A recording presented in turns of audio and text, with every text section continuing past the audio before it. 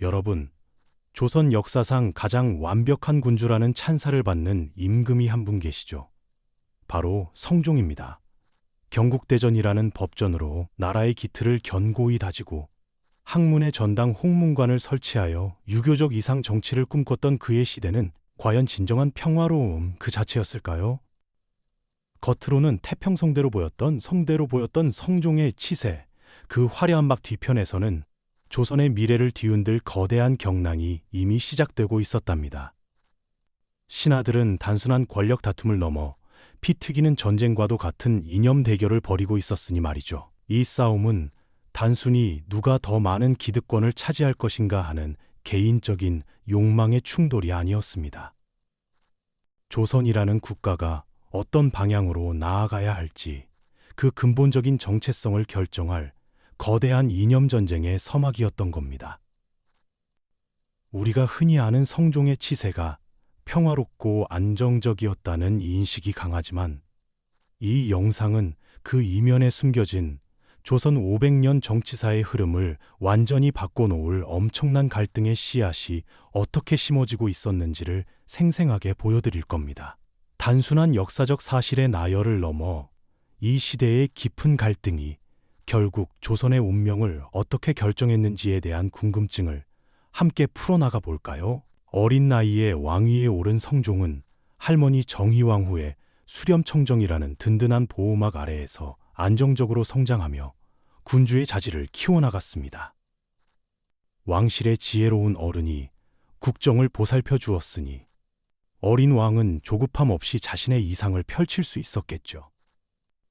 그는 조선 건국의 이념을 집대성한 경국대전을 수십 년에 걸쳐 편찬하고 완성하여 나라의 법과 제도를 반석 위에 올려놓았습니다.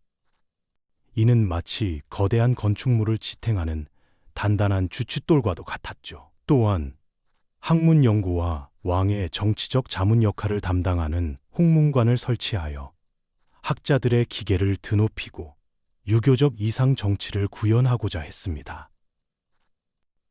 이처럼 성종의 시대는 겉으로는 빛나는 업적으로 가득했습니다. 하지만 이 찬란한 태평성대 이면에는 미묘한 균열이 깊숙이 자리 잡고 있었습니다. 어린 왕이 즉위하고 수렴청정이 이어지면서 왕실의 권위는 상대적으로 약화되었고 그 틈을 타 세조의 공신들과 그 후예인 훈구 세력은 막강한 권력과 막대한 부를 축적하며 비대해지고 있었던 것이죠. 마치 겉으로는 잔잔해 보이는 호수 아래 거대한 물줄기가 소리 없이 흐르며 변화의 조짐을 알리는 것처럼 말입니다. 이 시기 조선의 조정에는 마치 두 개의 거대한 산맥처럼 서로 다른 이념을 가진 세력이 존재했습니다. 바로 훈구파와 살인파입니다. 먼저 훈구파를 자세히 살펴볼까요? 이들은 조선 건국에 직접 참여했거나 세조의 왕위 찬탈을 도왔던 공신들의 후예들이 대부분이었습니다. 대대로 권력의 핵심에 있었으니 그들의 정치적, 경제적 기반은 상상 이상으로 뿌리 깊고 견고했죠. 훈구파는 부국 강병을 추구하고 실용적인 정치를 지향했습니다.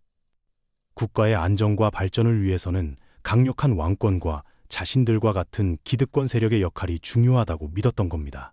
그들은 마치 거대한 나무가 튼튼한 뿌리를 내리고 가지를 넓게 뻗어 안정적인 그늘을 들이우듯 조선 사회의 안정을 추구했습니다. 대규모 토지를 소유하고 상업 활동에도 적극적으로 참여하며 막대한 부를 쌓아 올렸죠. 궁궐 연회에서 호화로운 잔치를 즐기고 값비싼 비단옷을 입는 모습은 당시 훈구 대신들의 위세와 풍요로움을 여실히 보여주는 대목입니다. 그러나 이들과는 전혀 다른 사상과 가치를 지닌 새로운 세력이 서서히 등장하기 시작했습니다. 바로 살인파입니다. 이들은 주로 지방의 중소지주 출신으로 개혁적인 성리학 이념으로 무장한 젊은 선비들이었습니다. 훈구파가 권력과 부를 좇는 동안 살인파는 오직 도덕과 청렴을, 물질적인 풍요보다는 정신적인 이상을 중시했죠. 그들은 성리학적 이상 정치를 꿈꾸며 왕도 정치, 즉 왕이 백성을 덕으로 다스려야 한다는 주장을 강하게 펼쳤습니다. 살인파 선비들은 화려한 도성보다는 소박한 시골 서원에서 학문에 몰두하며 세상을 바로잡을 지혜를 갈고 닦았습니다. 그들의 눈에는 훈구파의 부와 권력이 탐욕스럽고 부패한 것으로 비쳤을 겁니다. 마치 맑은 샘물이 솟아나는 곳에 탁한 흙탕물이 섞이는 것을 경계하며 정화를 외치는 것처럼요. 이들의 대립은 단순히 누가 더 높은 자리에 앉을 것인가 하는 개인적인 권력 싸움이 아니었습니다. 조선이라는 나라를 어떤 철학과 원칙으로 운영해야 하는가에 대한 근본적인 국가 운영 철학의 충돌이었던 것이죠. 한쪽은 현실적인 힘과 안정, 다른 한쪽은 이상적인 도덕과 개혁을 외치며 조정에서 팽팽하게 맞섰습니다. 이 거대한 이념의 충돌은 과연 조선의 미래를 어떻게 바꾸어 놓을까요?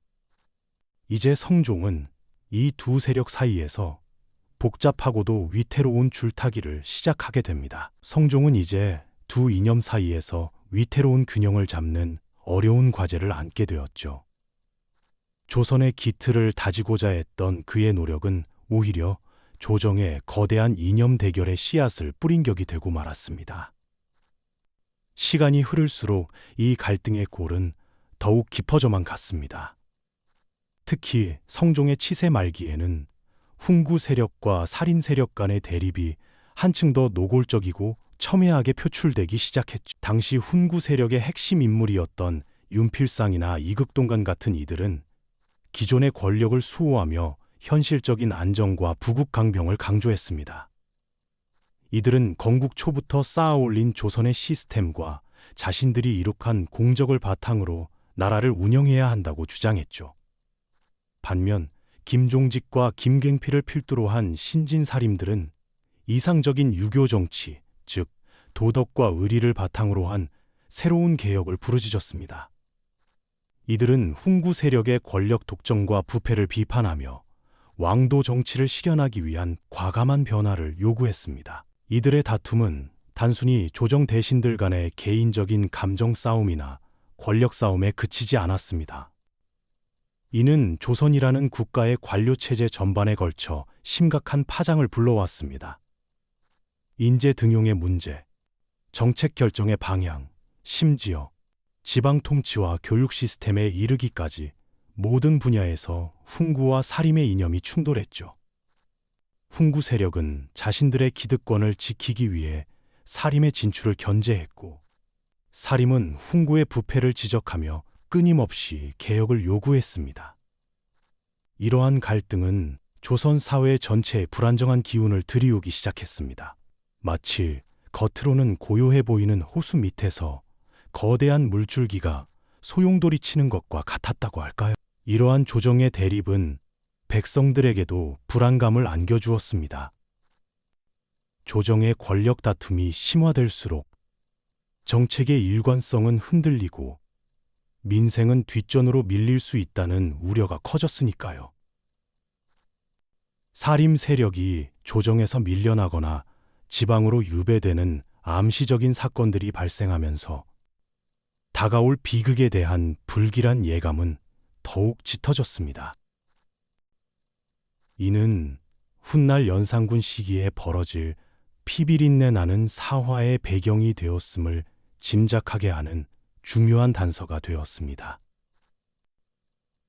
성종은 이 두 세력 사이에서 균형을 잡으려 애썼지만 이미 심어진 이념의 씨앗은 걷잡을 수 없이 자라나고 있었던 것이죠. 성종 시대에 벌어졌던 이 권력 다툼은 단순한 분란을 넘어 조선 500년 정치사의 큰 흐름을 결정하는 중요한 전환점이었습니다. 바로 붕당 정치의 서막을 열었던 것이죠. 조선 건국 이념을 둘러싼 이상과 현실, 전통과 개혁이라는 거대한 담론이 충돌하면서 각기 다른 철학을 가진 정치 세력들이 명확하게 형성되기 시작했습니다. 이 시대의 갈등은 조선 정치 지형에 지대한 영향을 미쳤으며 후대 왕조가 겪어야 했던 숙명적인 성장통의 시작이었다고 볼 수 있습니다. 마치 거대한 강물이 발원하는 작은 샘물처럼 성종대의 이념 대립은 조선이라는 나라를 흐르는 정치적 강물의 근원이 되었던 것입니다. 이 시기를 이해하는 것은 조선 역사의 큰 그림을 읽어내는 핵심 열쇠를 쥐는 것과 같다고 할 수 있겠습니다. 하지만 이 열쇠를 쥐고 성종의 시대를 자세히 들여다보면 왕은 결코 편안하게 그 시대를 관망하고만 있었던 것이 아니었음을 알 수 있습니다. 조선의 법전인 경국대전을 완성하며 나라의 기틀을 다진 완벽한 군주라는 수식어 뒤편에는 팽창하는 두 세력 사이에서 아슬아슬한 줄타기를 해야 했던 한 인간의 깊은 고뇌가 숨겨져 있었죠. 성종은 무섭게 성장하는 훈구 세력을 견제하고 왕권을 강화하기 위해 새로운 전략을 모색했습니다. 그가 선택한 것은 바로 지방에서 성리학적 이상을 꿈꾸던 사림 세력을 적극적으로 등용하는 것이었습니다. 마치 뜨겁게 달궈진 쇠를 식히기 위해 찬물을 붓는 것처럼 성종은 훈구파의 독주를 막기 위해 살인파를 중앙정계로 끌어올렸습니다. 특히 언론 3사, 즉 사헌부, 사간원, 홍문관의 기능을 대폭 강화하여 살인파 인사들에게 비판의 목소리를 낼 기회를 주었죠. 이 기관들은 왕과 대신들의 잘못을 거침없이 지적하고 정책의 방향을 논하는 중요한 역할을 맡았습니다. 성종의 의도는 분명했습니다. 도덕과 경륜을 겸비한 살인파를 통해 조정의 기강을 바로잡고 훈구파의 부패와 비리를 견제하여 건강한 정치를 구현하겠다는 것이었죠. 그의 입장에서는 훈구와 사림, 두 세력이 서로를 견제하며 균형을 이루길 바랐을 겁니다. 하지만 역사는 왕의 바람대로만 흘러가지 않았습니다. 성종의 이러한 정책은 마치 불에 기름을 붓는 격이 되어버렸으니 아이러니하게도 그가 의도했던 균형은 오히려 더 큰 갈등의 불씨를 지피게 되었습니다. 조정의 요직을 차지한 살인파는 성리학적 이상을 실현하겠다는 열정으로 가득 차 있었습니다. 이들은 훈구파의 기득권과 부패를 맹렬히 비판하며 개혁을 주장했죠. 하지만 그들의 주장은 때로는 너무나 급진적이었고 기존 질서에 대한 존중보다는 원칙만을 내세우는 경향이 있었습니다. 마치 이제 막 날갯짓을 시작한 어린 새가 너무 높이 날아오르려다 바람에 휩쓸리는 모습과도 같았다고 할까요? 반면 오랫동안 조정의 권력을 장악해왔던 훈구파는 새로이 등용된 살인파의 비판과 도전을 결코 좌시하지 않았습니다. 그들은 살인파의 주장을 현실을 모르는 탁상공론으로 치부하며 강하게 반발했죠. 심지어 자신의 권력 기반을 위협하는 존재로 인식하며 노골적인 적대감을 드러냈습니다. 성종은 이 두 세력 사이에서 중재하고 조율하려 애썼지만 이미 이념의 골은 너무 깊어져 있었습니다. 그의 노력은 마치 끓어오르는 냄비의 뚜껑을 애써 누르는 것과 같았다고 할 수 있겠습니다. 결국 왕의 고뇌는 피할 수 없는 비극의 전조가 되고 있었던 셈입니다. 성종 말년으로 갈수록 이러한 갈등은 더욱 첨예해졌습니다. 단순한 정책 논쟁을 넘어 개인적인 감정과 파벌 싸움으로 비화되는 일까지 잦아졌죠. 대표적으로 당시 훈구파의 핵심 인물이었던 윤필상이나 이극동 같은 이들은 살인파의 대표 주자였던 김종지, 김굉필 등과 사사건건 부딪히며 날카롭게 대립했습니다. 예를 들어 훈구파는 살인파가 제사 의례나 학문적 해석 같은 지엽적인 문제에 지나치게 몰두한다고 비난했고, 살인파는 훈구파가 권력과 재물을 탐하며 백성을 돌보지 않는다고 꼬집었습니다. 이러한 다툼은 단순히 조정 대신들 간의 개인적인 문제가 아니었습니다. 이는 조선이라는 국가의 관료체제 전반에 깊은 균열을 일으켰습니다. 지방 통치와 교육 시스템에도 영향을 미쳤죠. 훈구파는 중앙 집권적이고 효율적인 통치를 선호했지만 살인파는 향촌 자치를 기반으로 한 왕도 정치를 꿈꿨습니다. 교육에 있어서도 훈구파는 실용적인 인재 양성을 강조한 반면 살인파는 성리학적 소양과 도덕성을 갖춘 인재를 중시했습니다. 이처럼 국가 운영의 근본적인 방향을 둘러싼 의견 차이는 조선 사회 전반에 걸쳐 장기적인 영향을 미칠 수밖에 없었던 것입니다. 결국 성종대에 시작된 이 불길한 대립은 훗날 연산군 시기에 벌어질 피비린내 나는 참극, 즉 무오사와의 비옥한 토양이 되었습니다. 마치 작은 씨앗이 시간이 지나 거대한 독초로 자라나듯 성종의 시대에 심어진 이념의 씨앗은 조선이라는 나라를 송두리째 흔들 파국을 예고하고 있었던 것이죠. 이처럼 성종시대의 권력 다툼은 단순한 정치적 분란을 넘어 조선 500년 정치사를 관통하는 붕당 정치의 태동이었다고 종합적으로 통찰할 수 있습니다. 조선 건국 이념을 둘러싼 이상과 현실, 전통과 개혁이라는 거대한 담론이 충돌하며 각기 다른 철학을 가진 정치 세력들이 명확하게 형성되기 시작했던 것이죠. 이 시대의 갈등은 이후 조선 정치 지형에 지대한 영향을 미쳤으며 후대 왕조가 겪어야 했던 숙명적인 성장통의 시작이었다고 볼 수 있습니다. 마치 거대한 강물이 발원하는 작은 샘물처럼 성종대의 이념 대립은 조선이라는 나라를 흐르는 정치적 강물의 근원이 되었던 겁니다. 이 시기의 균열은 단순한 갈등을 넘어 조선이라는 배가 앞으로 나아갈 방향을 결정하는 거대한 물결을 만들어냈다고 할 수 있겠습니다.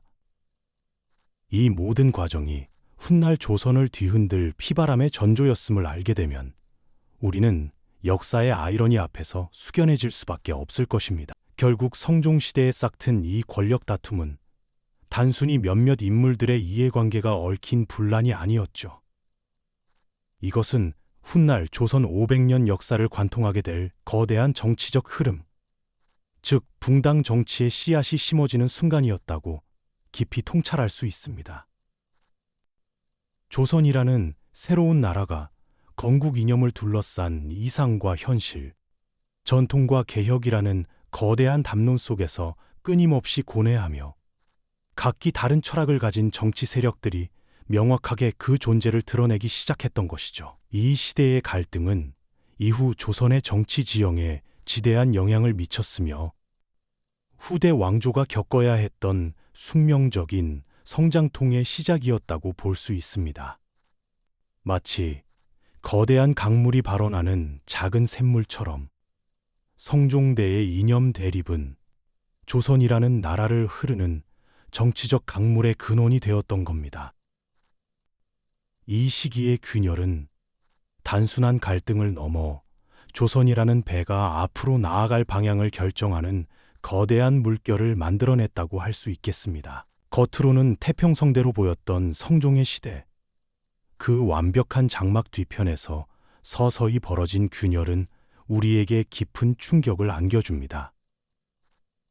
왕은 훈구와 사림이라는 두 거대한 세력 사이에서 섬세한 균형을 잡으려 애썼지만 결국 그 노력조차 훗날 피바람을 불러올 사화의 비옥한 토양이 되었다는 역설적인 진실 앞에서 우리는 역사의 아이러니와 비극성에 숙연해질 수밖에 없는 것이죠.